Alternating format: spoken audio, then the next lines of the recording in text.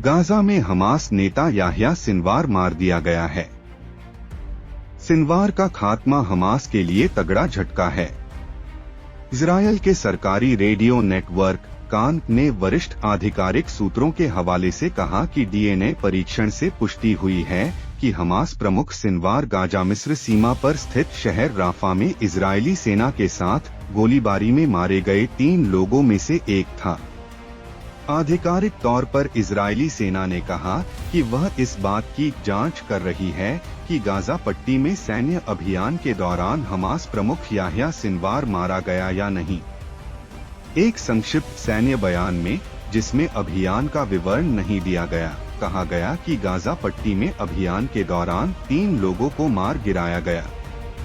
जिस इमारत में मारा गिराया गया, वहां बंधकों की मौजूदगी के कोई संकेत नहीं मिले हैं। इलाके में सुरक्षा बल आवश्यक सावधानी के साथ काम करना जारी रखे हुए हैं।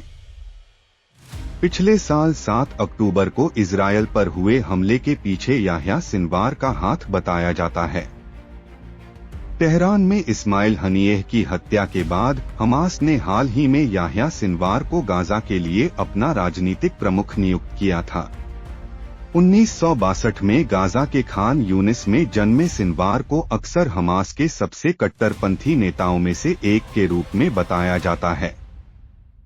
1980 के दशक की शुरुआत में गाजा के इस्लामिक विश्वविद्यालय में याह्या सिनवार की गतिविधियों के कारण उसे बार बार इजरायल द्वारा हिरासत में लिया गया था। स्नातक होने के बाद सिनवार ने इजरायली कब्जे का विरोध करने के लिए लड़ाकों का एक नेटवर्क बनाने में मदद की। यह ग्रुप अंततः हमास की सैन्य शाखा बना, जिसे क़स्साम ब्रिगेड के रूप में जाना जाता है। 1987 में शेख अहमद यासीन द्वारा हमास की स्थापना के कुछ समय बाद ही सिनवार हमास का नेता बन गया था। 1988 में इजरायली सेना ने उसे गिरफ्तार कर लिया और 2 इजरायली सैनिकों और 4 संदिग्ध फिलिस्तीनी मुखबिरों को पकड़ने और उनकी हत्या करने के आरोप में उसे 4 आजीवन कारावास की सजा सुनाई, यानी 426 साल की जेल। सिनवार ने इजरायल में 23 साल जेल में बिताए, जहां उसने हिब्रू सीखी और इजरायली राजनीति और समाज के बारे में जानकारी हासिल की। इजरायली सैनिक गिलाद शालिट से जुड़े कैदी अदला बदली सौदे के जरिए 2011 में सिनवार की रिहाई हुई। अपनी रिहाई के बाद सिनवार फिर से हमास के रैंक में तेजी से ऊपर उठ गया। 2012 में उसे हमास के राजनीतिक ब्यूरो के लिए चुना गया और क़स्साम ब्रिगेड के साथ समन्वय का काम सौंपा गया। 2014 में गाजा के खिलाफ इजरायल के 7 सप्ताह के हमले के दौरान सिनवार ने एक महत्वपूर्ण राजनीतिक और सैन्य भूमिका निभाई।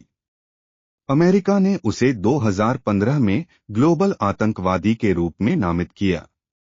2017 में जब हनियेह को हमास के राजनीतिक ब्यूरो का अध्यक्ष चुना गया, तब सिनवार ने गाजा में हमास के प्रमुख के रूप में हनियेह